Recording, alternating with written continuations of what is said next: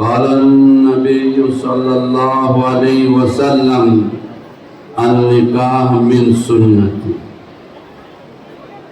وقال في موضع آخر تنكح المرأة لأربع لمالها ولجمالها ولحسبها ولدينها فاصبر بذات الدين تربت يداك متفق علیہ۔ محترم سامعین، بزرگوں، دوستوں، میری ماؤں اور بہنوں، ہم سب کا یہاں جمع ہونا، ہم سب کی یہاں پر اپستھتی ایک شبھ کاریہ کے لیے ہیں، ایک کار خیر کے لیے ہیں، ایک نیک کام کے لیے ہیں، ایسے کام کے لیے ہیں جس سے کسی منشیہ ذاتی کو، جس سے کسی انسان کو چھٹکارا نہیں۔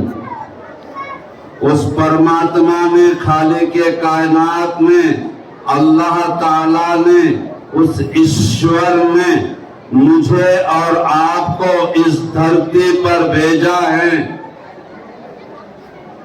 دھیان سے سنیے گا، مجھے اور آپ کو اس خالق کائنات نے، دونوں جہاں کے مالک نے، اس پرمیشور نے اس دھرتی پر بھیجا ہے، ایک مقصد کے واسطے بھیجا ہے، ایک کاریہ کے واسطے بھیجا ہے، ایک پنیہ کے کام کے واسطے بھیجا ہے کہ ہم سب مل کر اس دھرتی کے اور سارے سورگ کے نرماتما کی، اس کی پوجا اور پاٹ کرے، عبادت کرے، جس کو پوتر قرآن کہتا ہے وَمَا خَلَقْتُ الْجِنَّ وَالْإِنسَ إِلَّا لِيَعْبُدُونَ۔ ہم نے انسان اور جنات کو اپنی عبادت کے لیے، اپنی پرستش کے لیے، اپنی پوجا پاٹ کے واسطے اس دھرتی پر بھیجا ہے۔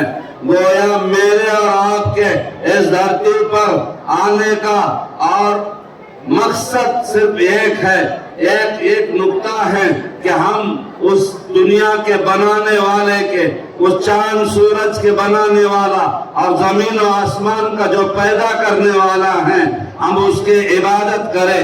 اول مقصد میرے اور آپ کے دنیا میں آنے کا، تخلیق انسانیت کا سب سے پہلا مقصد جو ہے وہ یہ ہے کہ ہم اس کی پرستش کریں، ہم اس کی مان کے چلیں، خالق کائنات کی مان کے چلیں، اللہ کی مان کے چلیں۔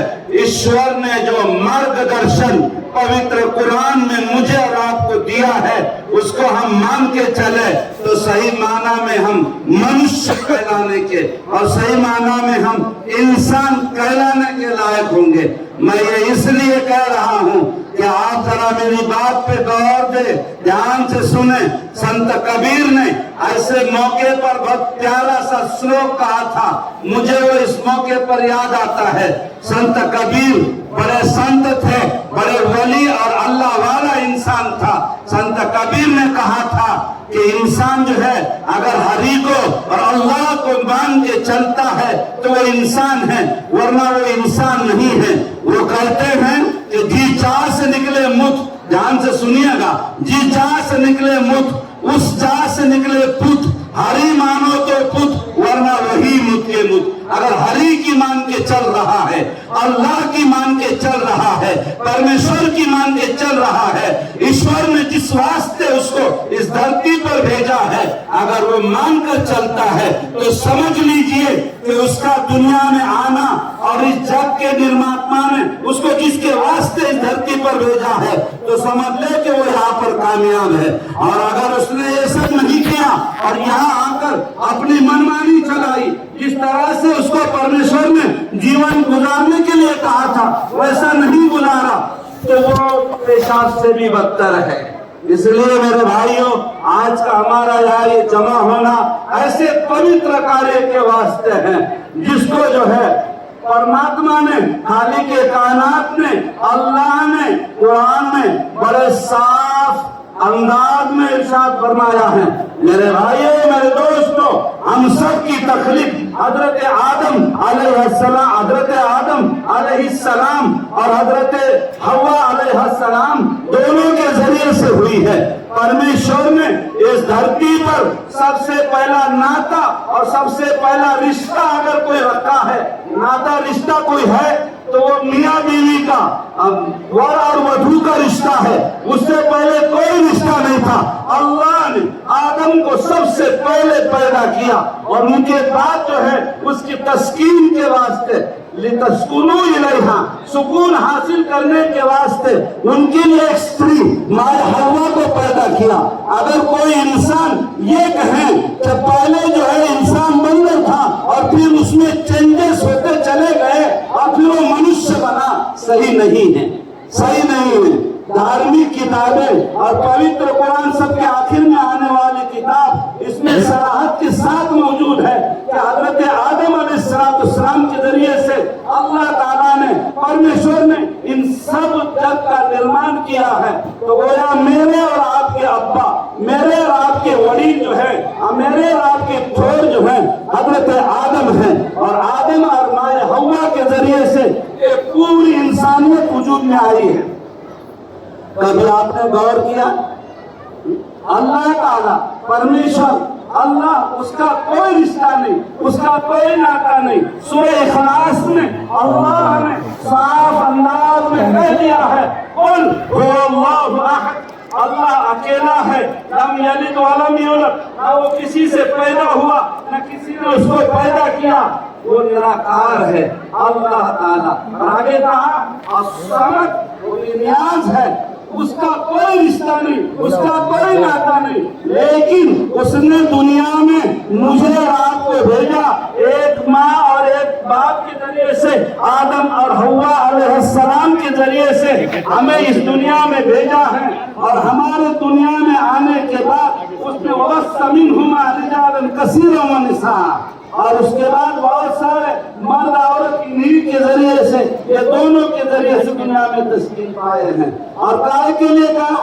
لِتَسْكُنُوا إِلَيْهَا، میری ماں بہنیں سن لیں غور سے، جو بچی میری آج بنا ہو کر کسی کے گھر جا رہی ہیں وہ بھی سن لیں کہ ہم جس گھر جا رہے ہیں ہمارے ذریعے سے وہ سکون پیدا ہونا چاہیے، ہمارے ذریعے سے وہ شانتی اور امن کا ماحول قائم ہونا چاہیے۔ میرے بھائیوں، میرے دوستوں، ایک بول کے ذریعے سے، ایک وعدے کے ذریعے سے، ایک لفظ کے ذریعے سے، قبیل تو ہاں کہنے کے ذریعے سے، میں نے قبول کیا کہنے کے ذریعے سے دو اجنبی ایک رشتے میں جڑ جاتے ہیں۔ ایک لفظ کہنے کے ذریعے سے دو اجنبی ایک رشتے میں جڑ جاتے ہیں، اور یہ ایسا پوتر رشتہ ہے جو جنت سے چلا آ رہا ہے۔ حضرت آدم علیہ السلام اور حضرت مائے حوا، ان کا رشتہ جنت سے چلا آ رہا ہے۔ اولاد تو ان کو دنیا میں آنے کے بعد ہوئی ہے، اولاد کا رشتہ جنت میں نہیں تھا۔ اولاد کا رشتہ جب یہ دونوں دنیا میں آئے اس کے بعد ہوا ہے۔ اصل رشتہ اگر آپ سے کوئی سوال کرے کہ بھائی سب سے پہلا ناتا اور سب سے پہلا رشتہ اس جگ کے نرماتما نے جب منشیہ ذاتی کو پیدا کیا ہے تو کون سا رشتہ تھا؟ تو آپ کہہ سکتے ہیں کہ سب سے پہلا رشتہ یہ میاں بیوی کا رشتہ تھا۔